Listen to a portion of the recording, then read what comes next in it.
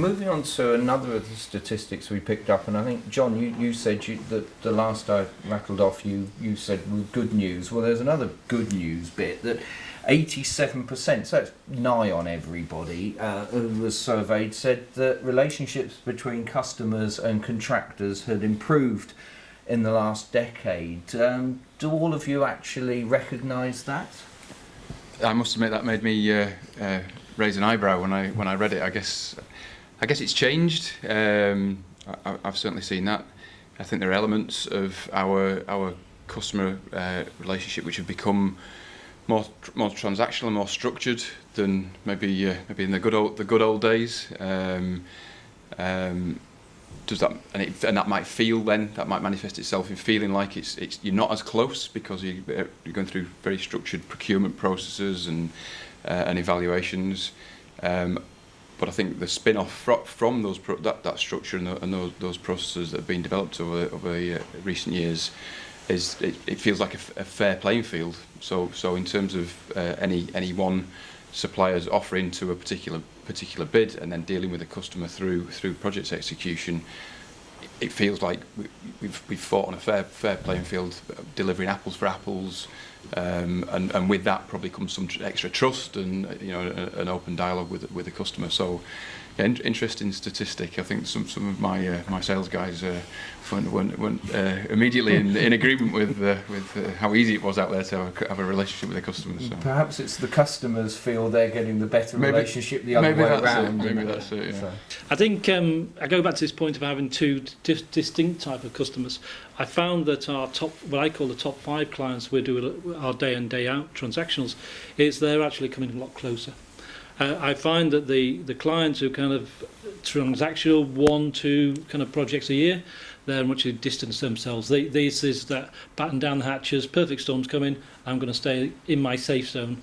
And there's another end of the client says, well, I do need help, and if I talk to people, potentially I might even get the help free if I keep the dialogue going, because it's about relationships. Certainly the service side is about relationships, and also the consultancy side is interaction with customers is absolutely paramount. Taking on that challenge, and that's why I see, to your point there, is interesting how some sales guys would see this as a bit of an industry where I can't even get a meeting, and then some will say, well, I'm spending more time with them because they want quality time to see whether I can gain something for free or at a reduced price. Now, picking up on what John said about transactional versus relationship-based, how are you finding it, Philip? Which trend are we going towards? Well, in the role I'm doing now, it's very much more relationship-based because I'm very small, and that's worked very well. And it's refreshing having the opportunity to collaborate right across the value chain.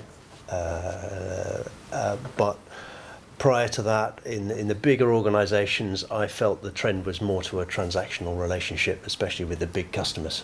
So, and there was a bit of a dilemma going on in that you'd have the sponsorship level reviews a couple of times a year, and it was all very collaborative. And then they'd close the door, and the supply chain guys would walk in, and all of a sudden the relationship became adversarial and transactional.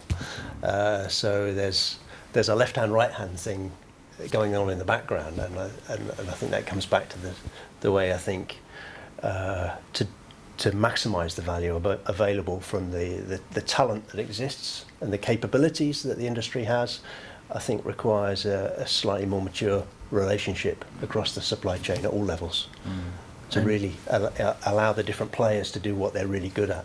And David, do you find that what sort of share of your business is going to be from personal relationships and leading to a sale, and how much is just filling in forms as to the customer wants this and you fill in, I can supply this and here's the evidence I can supply this by me? I wouldn't necessarily just call it relationship. It's essentially a qualitative side of the sale and a quantitative side of the sale. And something that you mentioned, Phil, just kind of touch me. The adversarial piece of it is very much a part of what we deal with, and that comes from the purchasing, the supply chain side of it. The relationship side, if I can call it that, is really the engineering, the technology sale piece of it. I wouldn't call it relationship as things were understood way back when, you're having a drink together, whatever. That's not the kind of relationship that we typically see. It's more the technology understanding, collaboration, solving their problems. That part really works well. Our products can't be sold without that. Our products can't be sold, as I'm sure, John, you know, by filling up a spreadsheet, because it's not necessarily obvious when you're looking at it through the customer's typical scorecard what the value is. But I think what's interesting is the industry needs to get more mature on the supply chain, the purchasing relationship piece of it. I think the time that the industry is now going through, several large companies and small companies are sending their purchasing folks for new training. And they're coming back in some ways, in some cases, even more adversarial. So that's the piece where I think the industry needs to just stop itself and get much more collaborative across the functions. So we're seeing a little bit of the technology side saying, oh, I really get it, and I absolutely understand why, and oh my gosh, this is really going to make a difference. But then the other function comes in and gets very touchy and somewhat unpleasant and uncomfortable. What we are seeing is that the issue is then moved up and then it gets resolved because the corner office wants a much better sustainable, better cost sustainable model. So that's kind of what we're seeing right now. It's really interesting.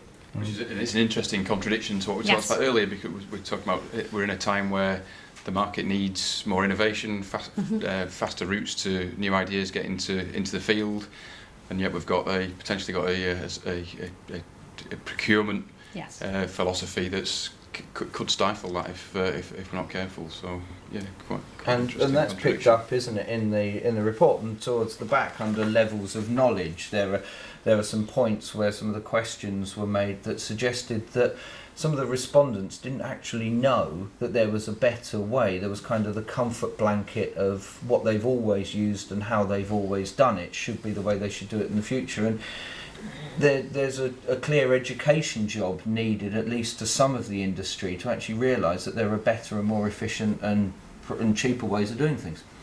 Yeah, absolutely, and I think it comes back to the point earlier that David made, that we're in a time where there is an opportunity now. There's an appetite for those discussions. I think from being, if you like, down in the supply chain, working upwards, we've got to seize that and make sure we're banging that drum and making the voice heard. And it feels like there's an appetite up through the value chain, up to the operators, to listen to that in this current climate. I guess the risk is, I mean, we all hope the oil price starts going up again. Who knows? We might be sat here in 2 years' time with $120 a barrel and everything slowed back down again, and we've got gold-plated specifications and nobody's wanting to innovate again. But that would be an irony. But is it going to be, or is it actually that's where the industry grasps the nettle and says, well, okay, so the money's coming back in, but why should we just pour it away in inefficiency? Let's actually now really start to see the margins, and surely the shareholders will be demanding that, won't they? You would hope. But I guess when reflecting back over the last 5 years where the oil price has been high, the observations we've all made over the last 6 or 9 months is that there has been that waste and lack of focus on efficiency. You're right. Maybe this is a bit of a wake up call, and that'll be something that'll be a legacy as we go forward.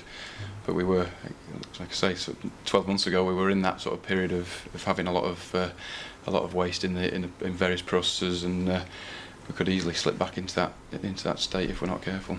How are you going to stop that happening? Well, it comes down to people at the end of the day, and leadership from the top down, starting with the operators, to actually instill an expectation for value, efficiency, and leanness in delivering projects and running assets. And I think we're starting to see that now. It takes time for a cultural change to actually permeate through the entire industry. So in some ways it would be not an entirely bad thing for a slightly more sustained hard time to actually really make the cultural shift that the industry needs. I think that's a good point. I think this is the time where we kind of talked about a number of times about making the change and make it sustainable. Is if we did overnight shoot to $120 a barrel, maybe that isn't a good thing. maybe we want to be looking at 80-90 as being the sustainable, where it keeps everyone keen, it keeps everybody focused about what's required from the basin, and maybe that's the key message we should be sending out to industry, that maybe we don't want to be looking for 120, maybe we look for the 80-90 as a sweet spot where we keep ourselves a lean organisation, we don't build in fat, more importantly we don't create an imbalance in supply and demand.